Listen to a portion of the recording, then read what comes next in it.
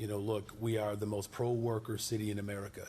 That's the type of infusion of excitement that we have to have within our political discourse to ensure that we not only capture the imaginations of working people, but we capture their confidence as well.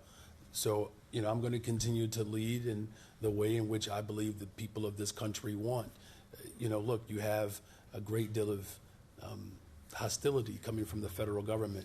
The fact that the president of the United States of America is cutting off food supply and medicine to working people and families across this country, that is an act of war.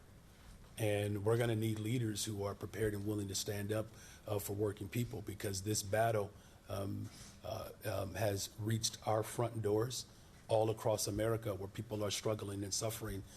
And in order to alleviate that pain and discomfort, it's going to require bold leadership. And we can't tippy-toe and nibble around the edges. We have to be very forthright and very determined to ensure that the values of working people get fully expressed as well as exercised in our policies. The focus has to be on the people, who we are advocating for. And I get it. I understand that your characterization. My position directed towards the president. How do we balance these conversations when the federal government has a responsibility to actually do its job by supporting the people of this country? Look, I actually appreciate, I'm going to just say this. During the governor's budget address, Governor Pritzker, he described the steps and the actions of this president, akin to how Nazi Germany became real. And Governor Pritzker eloquently not just described it, but offered up a warning. You have a president that is cutting off medicine and food, a president that is working to erase culture. I mean, you can't make this up. He's doing it in plain sight. Literally doing it in plain sight. And then those of us who study history and those of us who have been impacted by these evil, malicious, ungodly acts, people at the time wondered how an entire nation and or globe could see in plain sight the wickedness and the viciousness against a particular group of people, and how we are now still fighting the anti-Semitic governance, right? That still unfortunately has place in this society.